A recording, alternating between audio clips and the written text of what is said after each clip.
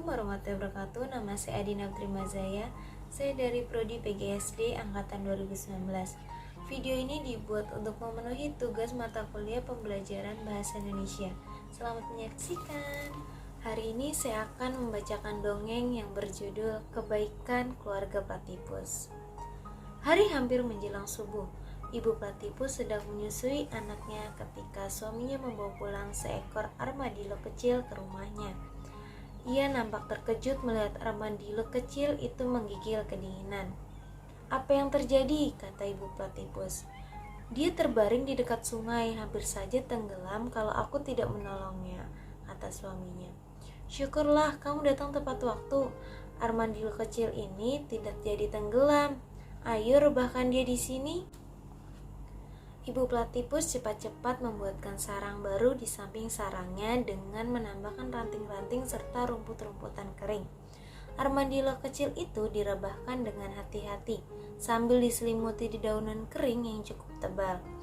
"Maaf, aku tidak membawakanmu makanan hari ini." "Tidak apa-apa, kita masih memiliki persediaan makanan untuk beberapa hari. Aku rasa masih kurang karena kita juga harus memberinya makan setelah dia membaik nanti."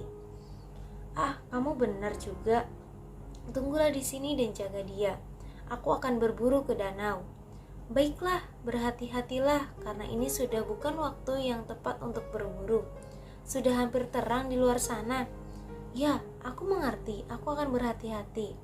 Platypus jantan bergegas menuju danau yang berada di dekat sarangnya. Tanpa menunggu lama, ia langsung menyelam ke danau, mulai menggali cacing serta larva serangga di dasar danau.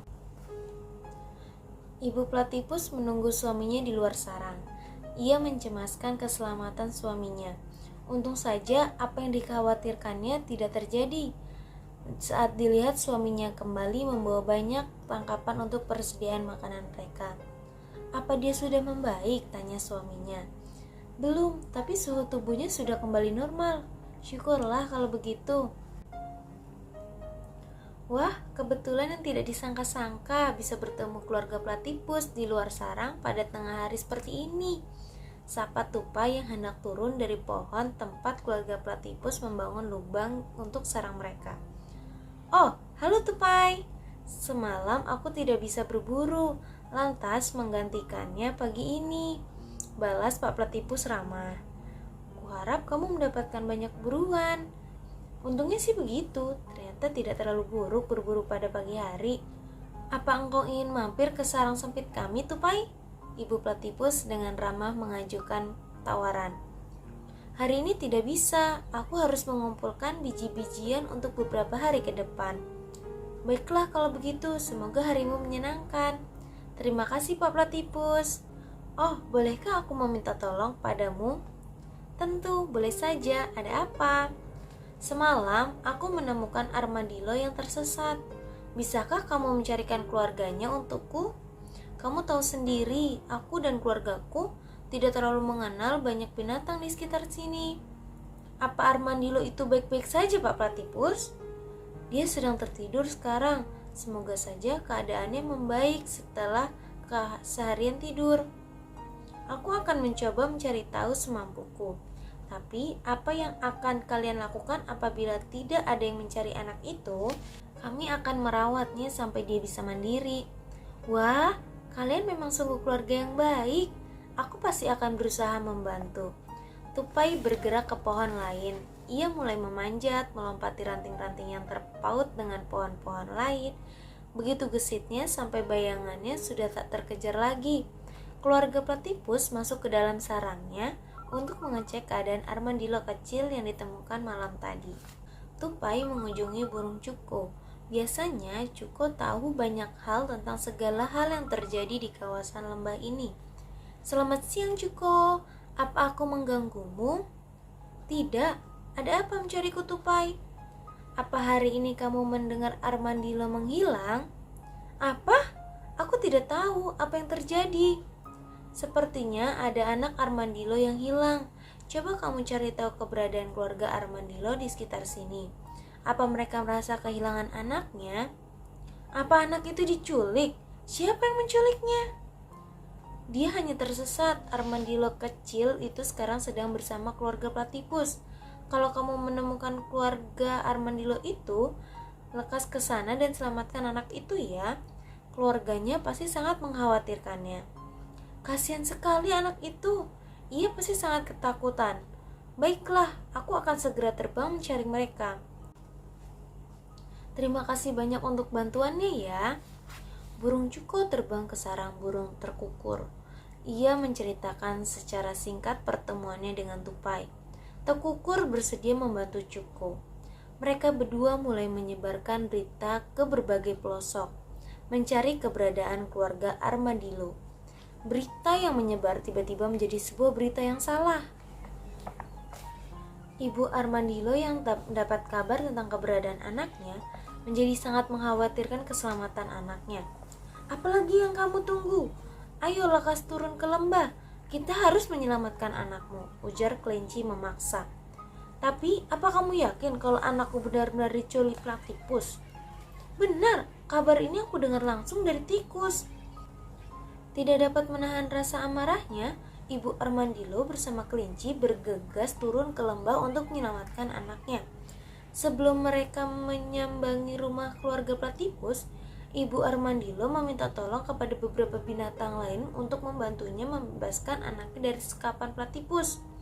Beberapa binatang lain yang mendengar cerita menyedihkan tentang anak Armadillo dari kelinci langsung menggabungkan diri untuk membantu Ibu Armadillo.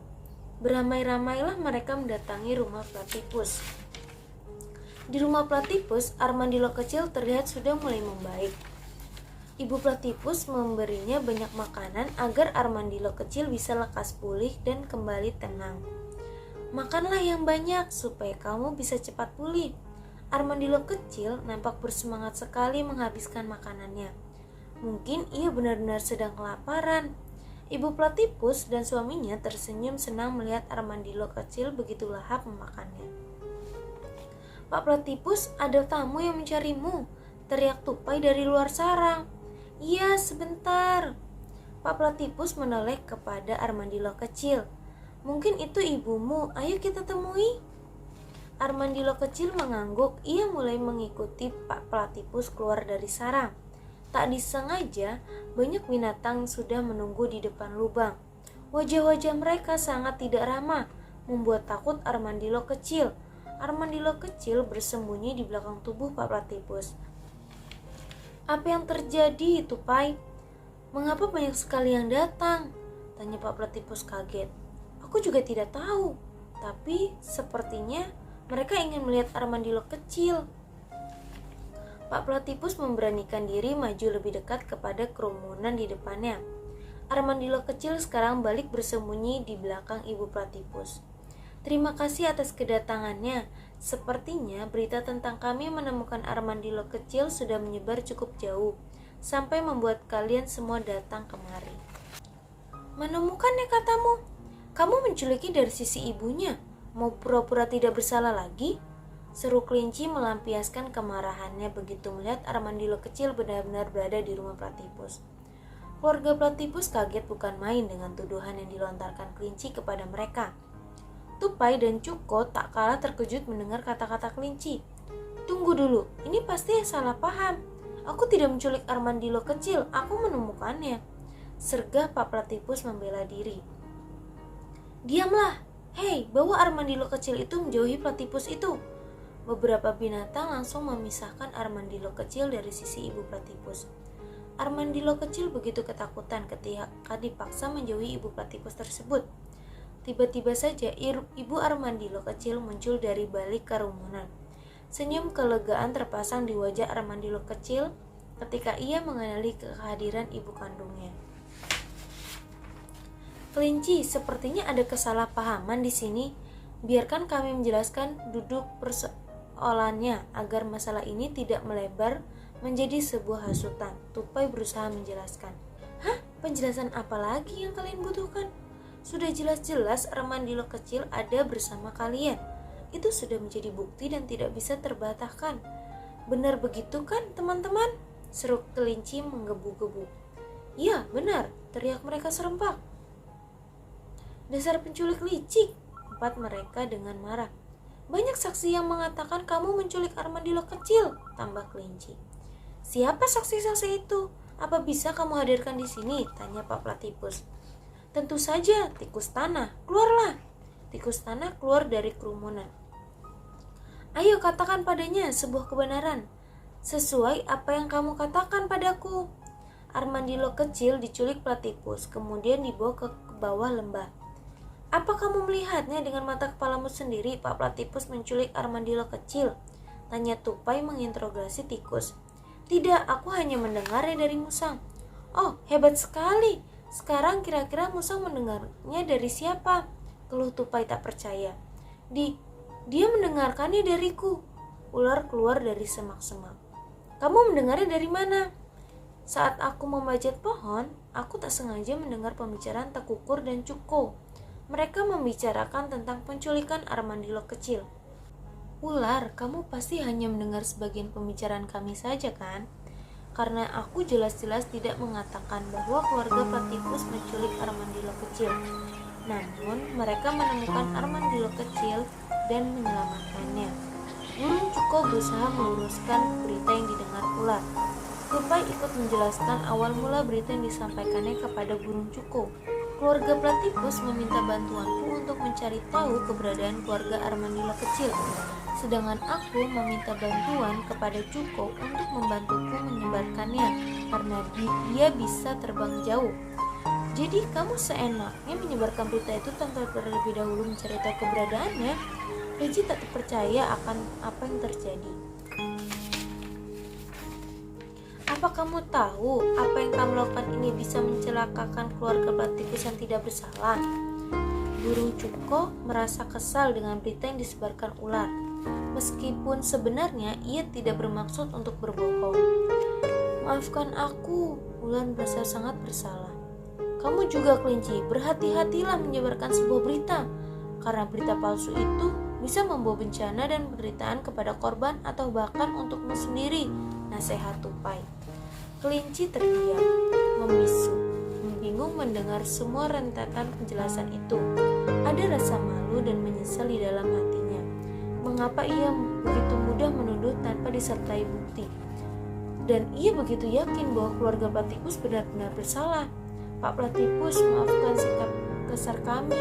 Sungguh, kami tidak menyangka bisa semudah itu terpengaruh oleh berita itu. Ibu Armadillo tak luput merasa bersalah. Kita lupakan saja kesalahpahamannya juga sudah terselesaikan. Mari kita ambil sisi positifnya saja. Armadillo kecil sudah bisa berkumpul dengan keluarganya lagi, kata Pak Platypus bijak. Para binatang sungguh menyesal dan meminta maaf kepada keluarga Platypus. Dengan rendah hati, keluarga Platypus pun memaafkan semua. Kembalilah mereka ke rumah masing-masing. Cerita selesai. Hikmah dari cerita ini yaitu, sebelum mengetahui kebenarannya, janganlah bersikukuh dengan pendapatmu. Teliti dan telusuri faktanya terlebih dahulu sebelum menyampaikan berita tersebut kepada orang lain.